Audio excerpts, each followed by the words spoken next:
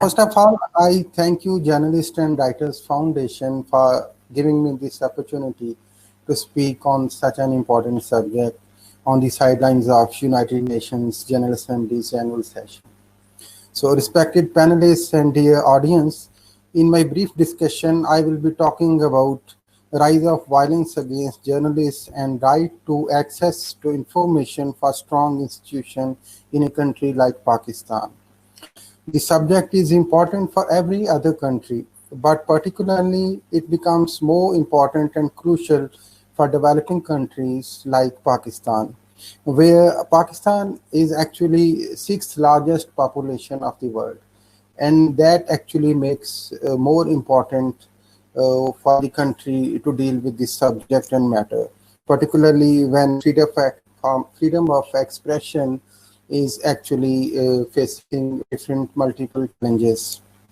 So, Pakistan is trying to effectively pursue the targets under Sustainable Development Goals derived by the United Nations. Among others, SDG 16 is also a prime target where Pakistan, along with the civil society help, is trying to build some institutions and making some policies and laws. And for particularly in that section for 16.10, which is actually access to information and press freedom and related to my subject, there are efforts to make more better laws for access to information and also some guidelines and policies for the safety and protection of journalists. But target 16.10 of the SDGs specifically aims to promote means of access to information and freedom, generally by making laws and policies and strengthening institutions. Target 16.10 calls to ensure public access to information and protect fundamental freedoms in accordance with national legislation and international agreements. Efforts are underway with the help of civil society groups to make laws to ensure access to information and to curb violence against journalists. However, the process is slow and there is clear difference in theory and practice. The global media rights organizations have observed the press freedom and freedom of expression situation not up to satisfactory level in Pakistan. The Reporters Without Borders and International Media Rights Body, in its 2020 annual report, declared Pakistan 3 points down from 2019 on the World Press Freedom Index. The index is published looking at various factors to assign an overall score relating to the freedom of the press each year. It ranked Pakistan 145th out of 180 countries, which was actually 3 degrees down as compared to 2019. In the last year, according to different press, media, and other freedom organizations and civil society reports, there have been more than or nearly 100 different types of attacks on media groups or media persons in different parts of the country. These attacks involve physical harm, mental torture, verbal threats, and harassment through different means, especially exercising power and authority, also allegedly by the state or state-owned institutions. There is a strong impression that the present democratic regime in the country, allegedly backed by the military establishment, is systematically curbing media freedom and independence, particularly those critical of its performance. There is strong impression that military, by and large, controls most of the media houses, especially electronic or TV channels. It uses media for the news and propaganda of its choice in the name of national interest of the country. Apparently, this is to counter media propaganda by its arch rival neighboring India, another largest democracy, where media seems influenced under the slogan of nationalism and patriotism. A recent example is where an online story about the alleged assets beyond means of a family of a recently retired and influential army general was actually published by a by a new online group, an old journalist who operated online news agency working, and he actually the general was quickly offered a lucrative job by the government after his retirement and later appointed special advisors to Prime Minister too. The media quite miseries, and exposed the true situation of access to information and freedom of expression when people saw that no big media house ran that news or aired that news or even copied that news to tell the people about that story. Rather than that, after certain alleged pressures of the government, all the media houses issued clearly a contradiction and clarification by that military general about that story. And they did not run that actual story. And similarly, like what happened after the story, that the Security Exchange Commission of Pakistan, which is a body that regulates companies and such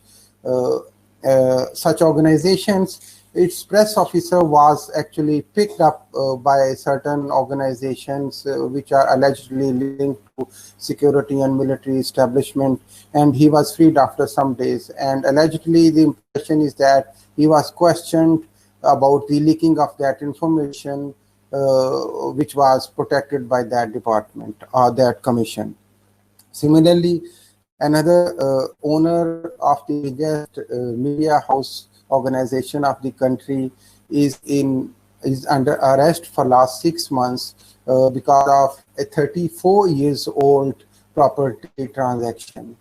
And impression is that this is all political because the media house was critical of the present regime. And since last 6 months, there have been no formal charge sheet against the media house owner, or he has any case been put before the court of law. Similarly, there are other incidents where we see that access to information or freedom of expression is being curbed, where journalists are being picked up for criticizing the government regime or military establishment on social media or in their stories. Sometimes when we see there is a critical of the government and military establishment brought by the newspapers in edition after some hours. So the journalists, those differ with the military establishment policies, are allegedly removed from their jobs by media houses because of certain pressure. Choice vocabulary and use of words by the journalists criticizing government and military establishment, however, remains a big question from the government and military for the justification of its use of authority. But it cannot be acceptable when it turns into violence.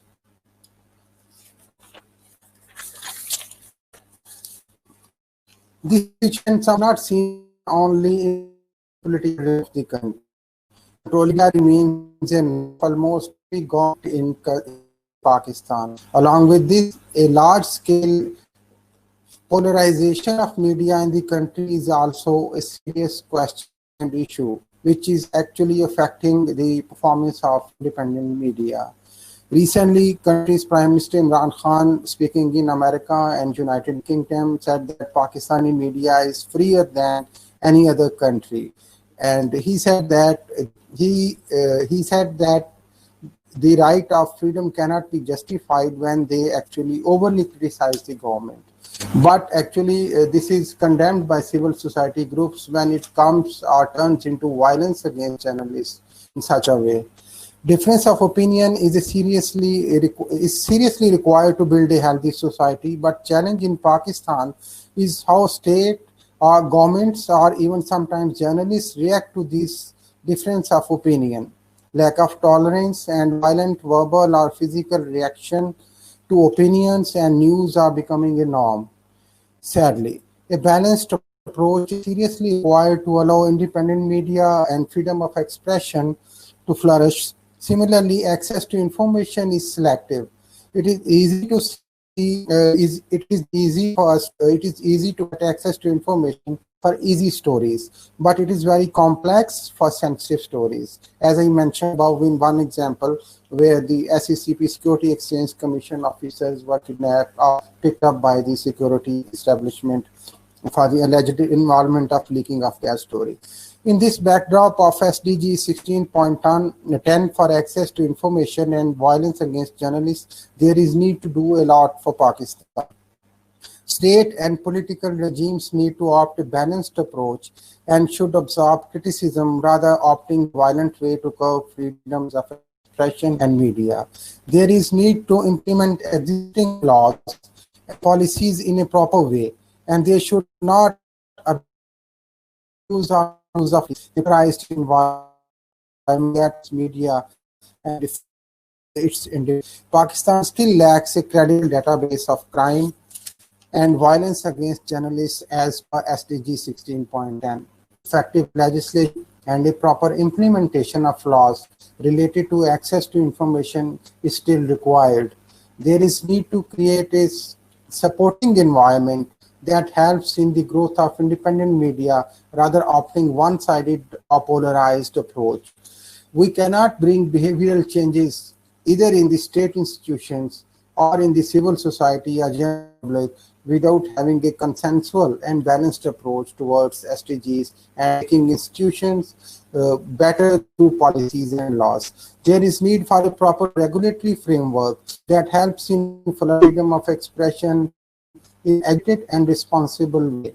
Use of social media balanced and independently by journalists is also a challenge in this polarized atmosphere, and media houses and forums of editors have a big role in that. And they can build their role by shaping trainings, debates, and discussions on this subject. Similarly, there is need for protection and safety mechanisms by the media houses for their staff, those are on duty. The challenges, just to conclude, the challenges for Pakistan for a free and independent media are multiple, and solution is two-way. To stop criticism in a violent way by the powerful ones is not justifiable at all. There is need for a collective and balanced approach to tolerate each other and enjoyable freedom and media and expression in a reasonable way. Pakistan still needs to do a lot for this. Unless we move gradually and consensually move forward towards freedoms of media and expression will remain a challenge and it will remain under threat in the country. As Paula in her earlier discussion said that there is need for behavioral changes. So the biggest challenge for Pakistan to ensure freedom of expression and freedom of media and to curb violence against journalists is to bring behavioral changes within the institutions which are owned by the state and within the civil society and within the media houses. So that's all from my side. Thank you very much.